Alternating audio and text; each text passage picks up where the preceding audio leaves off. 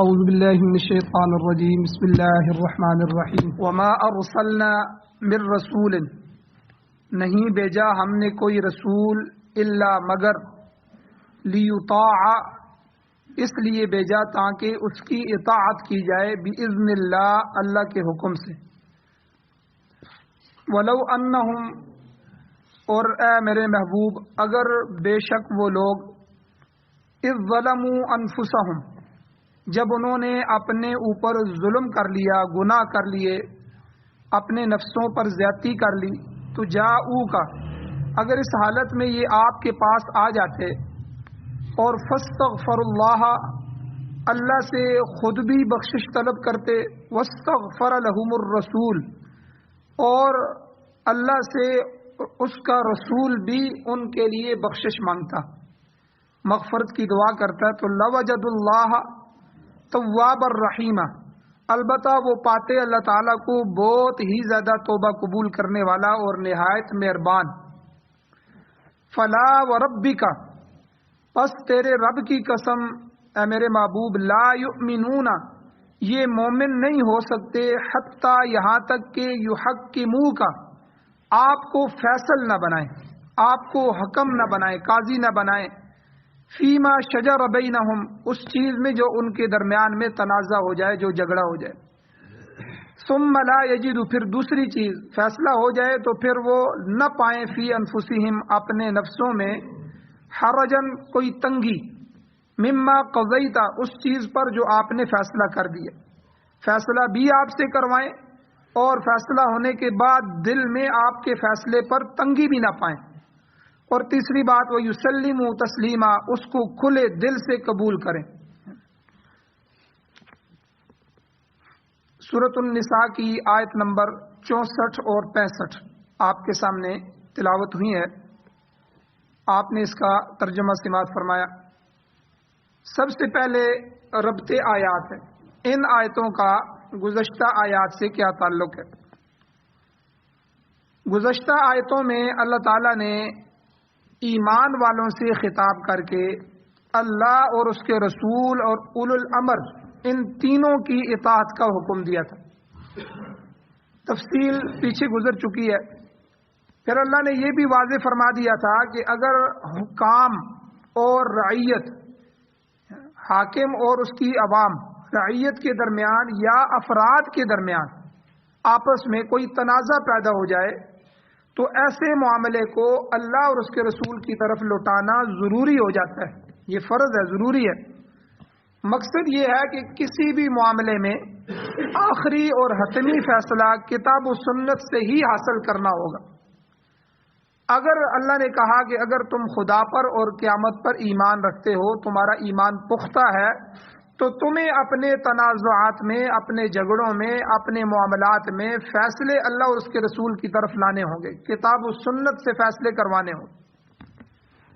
اس کے بعد اللہ تعالیٰ نے منافقین کی مذمت بیان فرمائی پچھلی آیات میں اللہ نے یہ واضح فرمایا کہ جب منافقین کو ان کو کہا جاتا ہے کہ کتاب اللہ اور اس کے رسول کی طرف آ جاؤ تو یہ لوگ اعراض کرتے ہیں پیچھے ہٹتے ہیں اور خدا اور رسول کے فیصلے کو تسلیم کرنے کی بجائے اپنے مقدمات اپنے فیصلے طاغوت کی طرف لے کے جاتے ہیں جس طرح میں نے پہلے بھی بیان فرمایا کہ آج بھی ہم اپنے فیصلے قرآن و سنت کی بجائے ہماری عدالتوں میں انگریزی نظام چل رہا ہے ہم انگریزی نظام کو نکال ہی نہیں پا رہے پھر ہمارے ملکوں کے فیصلے وزیر خارجہ وزیر داخلہ خارجی داخلی امور سب وہاں سے طے کیے جاتے ہیں ہماری فوج کا جرنل بھی وہاں سے طے کیا جاتا ہے اور وزیر اعظم کی تعیناتی بھی وہاں سے ہوتی ہے تو پھر قرضے وہاں سے لیے جاتے ہیں پورے ملک کو ان کے ہاں گروی رکھ کر دیوالیہ بنایا جا رہا ہے تو ہمارے فیصلے بھی یہود و نصارہ کر رہے اقوام متحدہ کیا ہے اقوام متحدہ تو امریکہ اور یورپ کی لونڈی ہے اب کشمیر کا فیصلہ اقوام متحدہ کرے اسرائیل کا فلسطین کا فیصلہ اقوام متحدہ 70-80 سال ہو گئے تو اس لیے اپنا فیصلہ اللہ اور اس کے رسول سے کروانے کے بجائے جو ہے طاغوت کی طرف لے کر جائے یہ تو اللہ نے بالکل واضح فرما دیا اور یہ بیماری منافقین مدینہ میں بھی موجود تھی، فی الواقع موجود تھی، کہ وہ اپنا معاملہ حضور علیہ السلام کے پاس لے جانے کے بجائے کعب بن اشرف جیسے یہودی کافر فاسق فاجر سود خور اور بد اخلاق قسم کے یہودی کے پاس لے جانے کو ترجیح دیتے تھے، اور پیچھے پورا شان نزول بھی بیان ہو چکا ہے، واقعہ بھی بیان ہو چکا ہے۔ تو یہ تو پچھلی آیات تھیں۔ اب آج کی آیات میں جو اطاعت کا بنیادی مقصد ہے وہ اللہ تعالیٰ نے بیان فرمایا۔ وہ کیا ہے کہ بنی نوع انسان، جتنی بھی انسانیت، ان کے لیے ضروری ہے کہ وہ اللہ کے رسول کی بھی اطاعت کریں۔ اللہ کی اطاعت بھی فرض ہے، اللہ کے رسول کی اطاعت بھی فرض ہے۔ گزشتہ درسوں میں یہ بات بالکل واضح ہو چکی ہے کہ اطاعت مطلقہ بالذات، یعنی مطلق طور پر اطاعت ہو، اور بالذات یعنی اس کی ذات کی ہو، یہ صرف اللہ تعالیٰ کی۔ اللہ کی ہم عبادت کرتے ہیں وہ اللہ کی ذات کی کرتے ہیں، اور کیونکہ اللہ تعالیٰ مطاع مطلق ہے، مطلق طور پر اگر کسی کی اطاعت کی اجازت ہے تو وہ صرف اللہ کی ذات۔ لیکن رسول کی اطاعت کیا ہے؟ وہ بالذات تو نہیں ہوتی، ہم رسول کی عبادت تو نہیں کرتے، بلکہ اس کی رسالت کی وجہ سے ہم اس کی جو ہے بات کو مانتے ہیں۔ اللہ کے نبی کی بات ہمارے اوپر ماننا، ان کے فیصلوں کو ماننا اس لیے فرض ہے کہ اللہ کا پیغام مخلوق تک پہنچانا یہ پیغمبر کی ذمہ داری ہوتی ہے، اور مخلوق اور خالق کے درمیان جو رابطہ ہوتا ہے کہ اللہ کیا چاہتے ہیں، اللہ کی مرضی کیا ہے، اللہ نے حکم کیا دینا ہے، اللہ نے کس چیز سے منع کرنا ہے، یہ ہمیں بغیر پیغمبر کے پتہ نہیں چل سکتا۔ تو پیغمبر جب جو بات ہم تک پہنچائے گا تو اس کے پہنچانے میں، اس کے ابلاغ میں کسی قسم کی کوئی غلطی نہیں ہے، ہر قسم کے غلطی اور شبہ سے اس کی بات پاک ہوتی ہے، وحی کے ذریعے ہوتی ہے، اور وحی کے اوپر پیرا لگایا جاتا ہے۔ تو یہ دو چیزیں، اللہ اور اس کے رسول کی اطاعت فرض ہے۔ اب ان آیات میں اللہ تعالیٰ نے اطاعت رسول کا مرکزی نقطہ بیان فرمایا۔ ابھی ربیع الاول گزرا ہے، اس موضوع سے ربیع الاول کے حوالے سے بھی اس آیت کو دیکھا جائے کہ اصل چیز کیا ہے۔ اصل ہے اطاعت رسول، کہ کسی عالم نے بہت ہی زبردست بات بیان کی کہ بدعت اور سنت میں فرق کیا ہے۔ بدعت اور سنت میں، دینی اور بے دینی میں، کیونکہ ہم بہت سے کام ثواب کے سمجھتے ہیں لیکن وہ ثواب کے نہیں ہوتے، وہ دین میں نو ایجاد ہوتے ہیں، وہ اپنی طرف سے شامل کیے ہوتے ہیں۔ تو انہوں نے کہا کہ سنت یہ ہے کہ اللہ کے نبی سے محبت اللہ کے نبی کے طریقے سے، جیسا اللہ کے نبی فرمائے اسی طریقے سے محبت کی جائے۔ اور اب ڈھول مارنا خوشی میں، بنگڑے مارنا، جشن منانا، عید میلاد النبی پر خوشیاں مناتے ہوئے، خوشی تو ہر ایک کو حضور علیہ السلام کی ولادت کی ہے، کوئی کافر ہی ہوگا جس کو حضور کے پیدا ہونے کی خوشی نہیں ہوگی، ہر مسلم۔ لیکن اب یہ خوشی منانے کا طریقہ کیا ہے، یہ ہم نے حضور سے سیکھنا ہے۔ اب دیکھیں عید الاضحیٰ ہے، یہ ہماری خوشی کی عید کا دن ہے، چھوٹی عید الفطر ہے، یہ ہماری خوشی کا دن۔ اس دن کیا ہے، نماز کو فرض کر دیا گیا، چھوٹی عید کی نماز ہے، بڑی عید کی نماز ہے، اللہ کے سامنے جھکنا ہے، اللہ کو راضی کرنا ہے، اپنی عاجزی تضرع کرنا ہے۔ یہ اللہ کے نبی کا طریقہ ہے خوشی منانے کا۔ خوشی میں انسان جو ہے وہ ڈھول ڈمکے بنگڑے اور جو ہے وہ یہ ساری چیزیں شروع کر دے تو یہ خوشی تو منا رہا ہے لیکن اللہ کے نبی کی پسند کے مطابق نہیں ہے، اللہ کے نبی کے طریقے کے مطابق نہیں ہے۔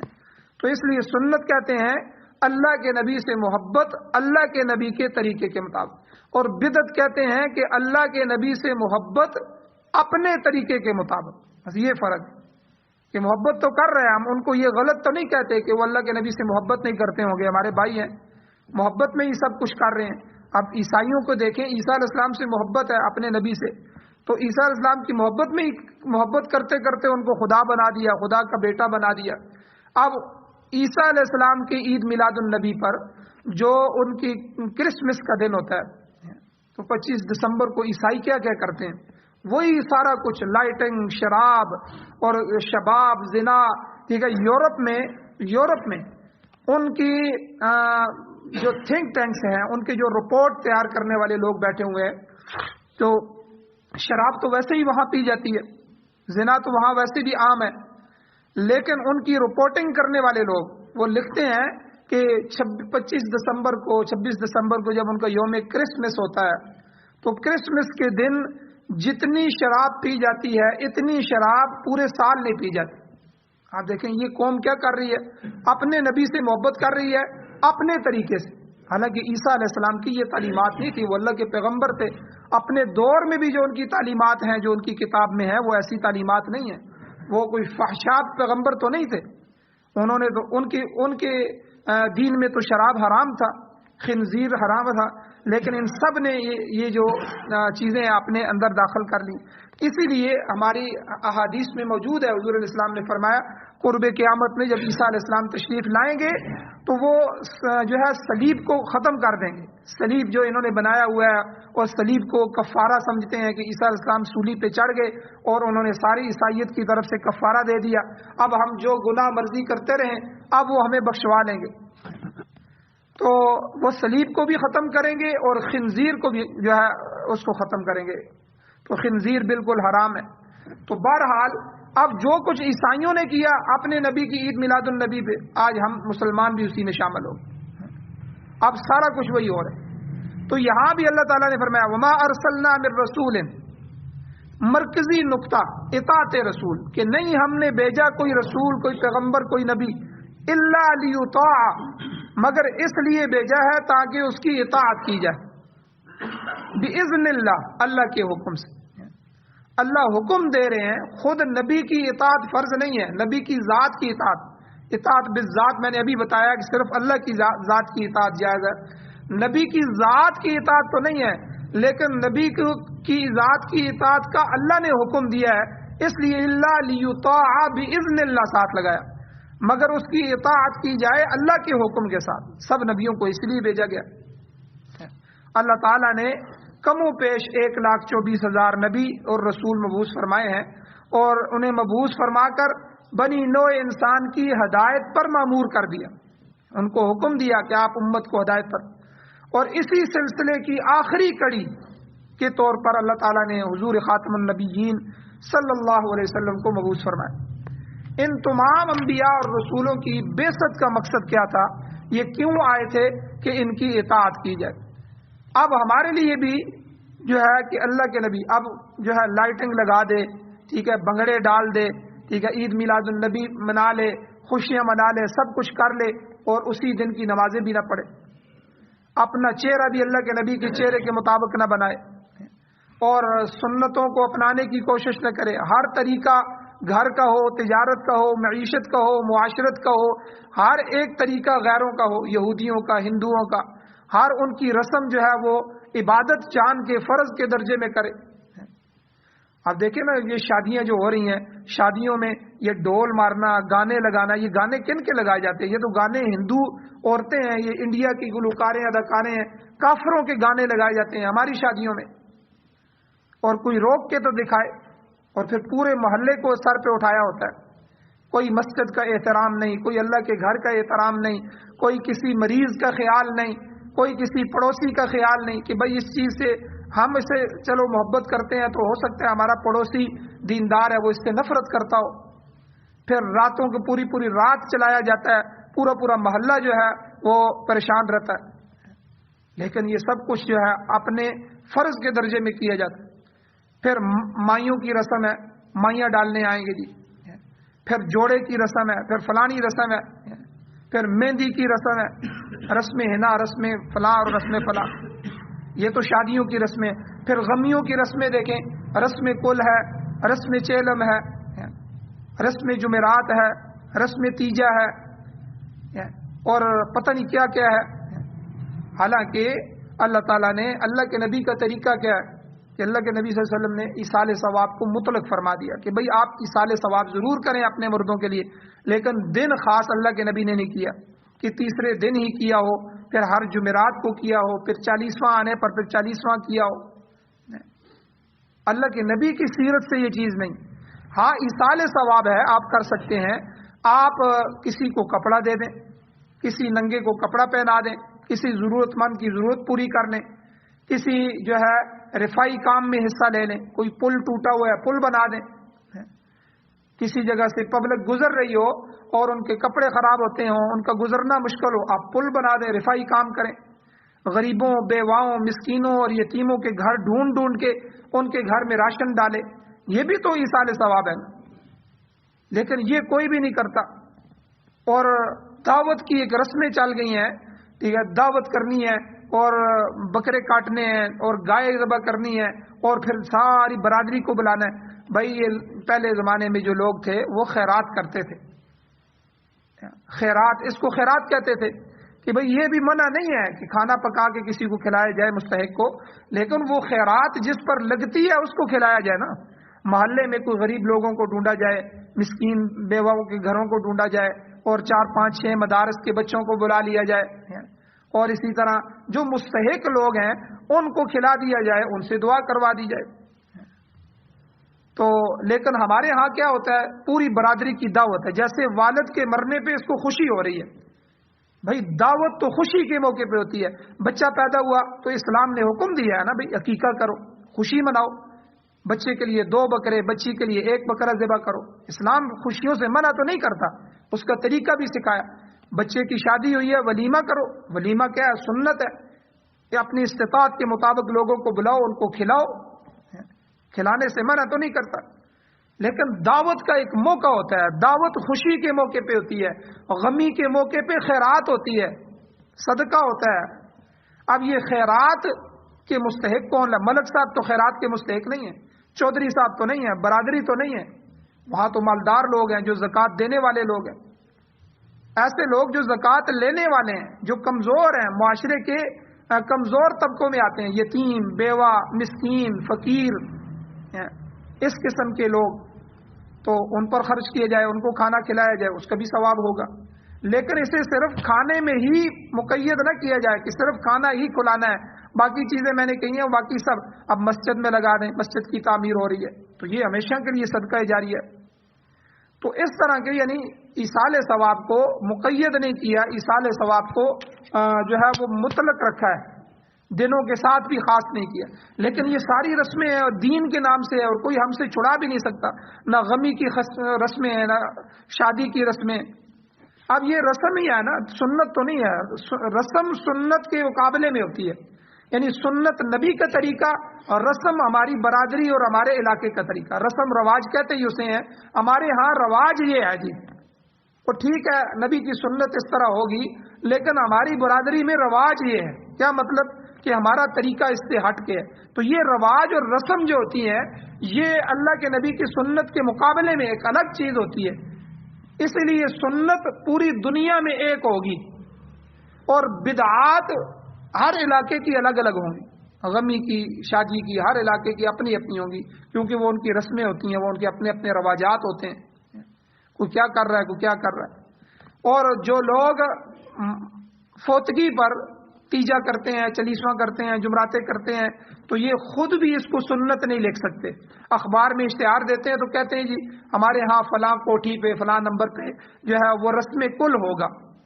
آپ آئیں، خود لکھتے ہیں رسم کل، پھر رسم چیلم ادا کیا جائے گا۔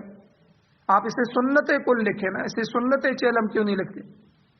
تو اس سے پتہ چلا کہ اللہ کے نبی کی سنت نہیں ہے، یہ اللہ کے نبی کے طریقے نہیں ہیں، یہ دین کا طریقہ نہیں ہے، یہ ہماری اپنی رسمیں ہیں جن کو ہم نے دین بنا کے۔ اب رسم پر کیا ثواب ہوگا؟ رسم پہ بھی ثواب ہوگا، آپ نے پوری برادری کو بلا کے کھانا کھلا لیا، اس کا آپ کو کیا ثواب ہوگا؟ جب آپ کو ثواب نہیں ہوگا تو آپ ایصال ثواب کیا کریں گے؟ ایصال ثواب کا مطلب یہ ہے آپ نے کوئی ایسی نیکی کی جو اللہ کے ہاں عند اللہ مقبول ہو جائے، اور اس کا ثواب اللہ جو آپ کو عطا کریں وہ آپ اپنے بزرگوں کو دے دیں، اپنے میتوں کو دے دیں، یا اللہ اس کا ثواب ان کو عطا فرمائیں۔ تو لیکن آپ نے تو کام ہی غلط کیا، رسم کا کیا، سنت سے ہٹ کے کیا، رواج کا کیا، بدعات میں مبتلا ہو گئے، اس کا آپ کو کیا ثواب؟ جب ثواب نہیں ہے تو ایصال ثواب کہاں سے ہوگا؟ الٹا اس پر گناہ ہے۔ غمیوں والے گھروں میں جا کے کھانا کھانا، ٹھیک ہے، اور ان کو ترغیب دینا، حالانکہ ہم جاتے ہیں لیکن ہم اصلاح کے لیے جاتے ہیں۔ کئی ساتھی مجھے کہتے ہیں میں نے کہا اگر ہم نہیں جائیں گے تو وہ دوسرے طبقے کے لوگوں کو بلائیں گے، وہ تو ان کو اور پکا کر دیں گے۔ تو اس لیے ہمارے جانے کے بعد جس جگہ میں گیا ہوں الحمدللہ ایک جمعرات کے بعد دوسری نہیں ہوئی، ان کو سمجھایا اللہ کے ولیو یہ کیا لوگوں کو جمع کر رہے ہو, اتنی دیگیں پکا رہے ہو اور کھانا کھائیں, یہ کوئی ثواب کا کام, یہ کوئی دعوت ہے, یہ کوئی خوشی کا موقع ہے, یہ خیرات ہے. چپکے کے ساتھ کوئی ایسے گھر ڈھونڈ لو جو محلے میں ایسے موجود ہیں, گھر میں پکا لو, گھر میں ہی رکھو ان کو اچھی طرح. آج کل جو ہے وہ پیکنگ آتی ہے, اس میں پیکنگ کرو, عزت کے ساتھ گھروں میں دے آؤ. جو گھر آپ سمجھتے ہیں کہ یہ غربا کے گھر ہیں, ان گھروں میں پہنچا دو, تو آپ کو ایصال ثواب ہو جائے گا, آپ اس کے ایصال ثواب کریں. لیکن برادری میں ناک کٹ جائے گی. اگر برادری میں نہیں کریں گے تو برادری کیا کہے گی؟ اور واقعی برادری والے تو چھوڑتے ہی نہیں ہیں, اس نے تو کھلایا ہی نہیں ہے ہمیں, اس نے تو یہ تو 2 دیگیں نہیں پکا سکا. تو اس لیے یہاں اللہ نے فرمایا بالکل صاف کہ وما ارسلنا بالرسول, ہم نے دنیا میں کوئی بھی رسول نہیں بھیجا الا لیطاع باذن اللہ, مگر اس لیے بھیجا ہے تاکہ اللہ کے حکم سے اس کی اطاعت کی جائے. تو پتہ چلا کم و پیش 1,24,000 انبیاء جو آئے ہیں وہ سارے کے سارے اس لیے آئے ہیں کہ ایک تو بنی نوع انسان کی ہدایت اور دوسرا ان کی اطاعت کی جائے. تو اللہ کی اطاعت تو فرض ہے ہی ہے, اللہ کے نبی کی اطاعت بھی فرض ہے, اور وہ اطاعت بھی باذن اللہ یعنی اللہ کے حکم کی تعمیل میں ہے. اس لحاظ سے رسول کی اطاعت کو درجہ فرضیت حاصل ہے, اور رسول کی اطاعت دراصل اللہ کی ہی اطاعت ہوتی ہے. یہی بات اللہ تعالیٰ نے اسی صورت میں آگے دوسرے طریقے سے سمجھائی. اللہ کہتے ہیں من یطیع الرسول فقد اطاع اللہ, جس نے رسول کی اطاعت کی اس نے در حقیقت اللہ کی ہی اطاعت کی. اور اللہ تعالیٰ کی اطاعت تک پہنچنے کے لیے رسول ہی واحد ذریعہ ہے. رسول کے پاس کسی شک و شبہ اور غلطی سے مبرہ قطعی اور یقینی وحی کا علم ہوتا ہے. نبی کے علاوہ کوئی دوسری ایسی ہستی موجود نہیں ہے جس کے اخذ کرنے میں اور بیان کرنے میں شبے کا امکان نہ ہو. لازمی نہیں کہ شبہ ہو, لیکن شبے کا امکان ہوتا ہے. تو نبی کو اس بات کی گارنٹی ہوتی ہے کہ وہ اللہ کے احکام ٹھیک ٹھیک اخذ کر. دیکھیں نا, نبی کی جو خواب ہوتی ہے وہ بھی وہی ہوتی ہے. ہم خواب میں جب سو جاتے ہیں ہم خواب میں غافل ہو جاتے ہیں, اس لیے ہماری خواب یا کسی ولی کی خواب یہ اتھینٹک نہیں ہے, دلیل نہیں ہے. لیکن پیغمبر سوتے ہوئے بھی غفلت میں نہیں ہوتا. اس کا حضور نے خود فرمایا کہ ہماری آنکھیں سوتی ہیں لیکن ہمارا دل جاگتا ہے. پیغمبر حدیث موجود ہے, پیغمبروں کے دل جاگ رہے ہوتے ہیں, دل سے انسان غافل. اسی لیے آپ دیکھیں نیند سے ہمارا وضو ٹوٹ جاتا ہے جب آدمی نیند کرے, کیونکہ نیند میں حالانکہ نیند وضو کو توڑنے والی نہیں ہے, نیند خود وضو کو نہیں توڑتی. وضو میں آدمی اگر سو جائے نیند نہیں توڑتی, لیکن نیند میں انسان غافل ہو جاتا ہے. کیا پتا ہو سکتا ہے جتنی دیر میں اس کی آنکھ لگی ہو تو اس میں اس کی کوئی ہوا خارج ہو گئی ہو, کیونکہ اب شبے کا امکان ہو گیا. اب اسی کو لے کے فقہا نے یہ کہا ہے کہ اگر آدمی ایسی غفلت کی نیند سو جائے تو اس کا وضو ٹوٹ جاتا ہے. غفلت کی نیند کیا ہے کہ جو ہے کسی کے ساتھ ٹیک لگا کے سو جائے. جب ٹیک لگاتا ہے آدمی غافل ہو جاتا ہے.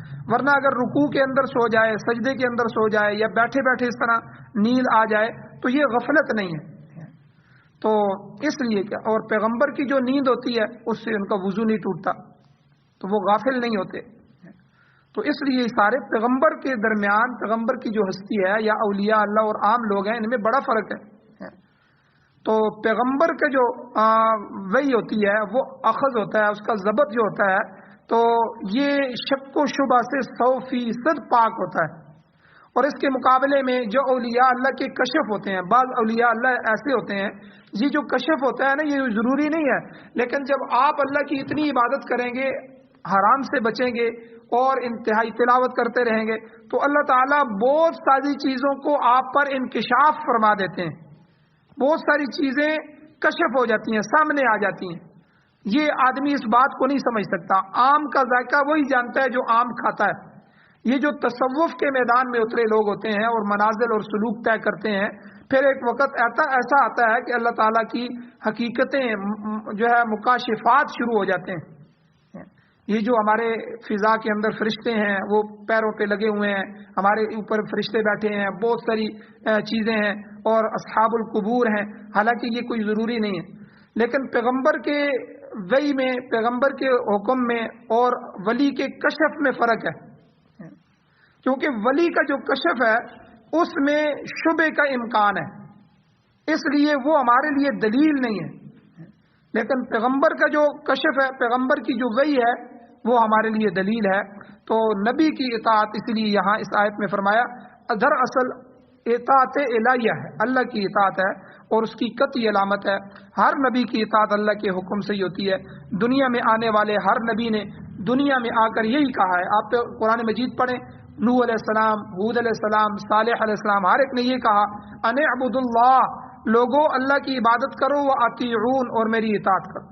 ان اعبدوا اللہ و اطیعون، ان اعبدوا اللہ و اطیعون، اللہ کی عبادت کرو میری اطاعت کرو، اللہ کی عبادت کرو میری اطاعت کرو، یعنی گویا کہ مستحق عبادت صرف اللہ کی ذات ہے۔ سجدہ میرے لیے بھی جائز نہیں ہے، پیغمبر نے کہا، رکوع میرے لیے بھی جائز، عبادت کی جو چیزیں ہیں وہ اللہ کے لیے ہی ہیں، لیکن اطاعت میرے لیے۔ نماز تو تم نے پڑھنی ہے اللہ کے لیے، لیکن میرے طریقے پر پڑھو۔ روزہ تو رکھنا اللہ کے لیے عبادت ہے، رکھنا اللہ کے لیے، لیکن طریقہ میرا ہو، میرے طریقے سے ہٹ کے تم نے روزہ بھی رکھا تو اللہ کے ہاں قبول نہیں۔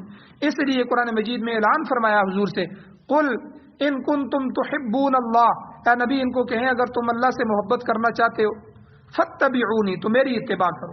دیکھو اللہ سے محبت تک پہنچنے کے لیے میری اتباع سے گزرنا ہوگا، تو حضور کی اتباع، حضور کی اطاعت، اس کے بغیر تو کچھ بھی نہیں ہو سکتا، فلاح نصیب نہیں ہو سکتی، کیونکہ فلاح اور کامیابی کا یقینی اور قطعی علم کا حصول وہ صرف پیغمبر ہی ہوتا ہے۔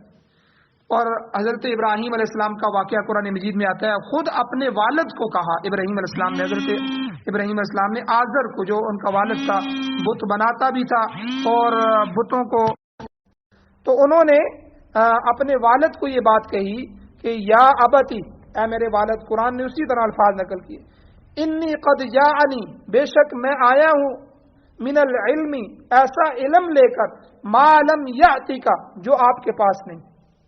میرا جو علم ہے، وحی کا علم، الہام کا علم، پیغمبر کا جو علم ہے، وہ ایسا علم ہے میرے پاس کہ ایسی معلومات ہیں، ایسا علم ہے کہ آپ کے پاس وہ نہیں ہے۔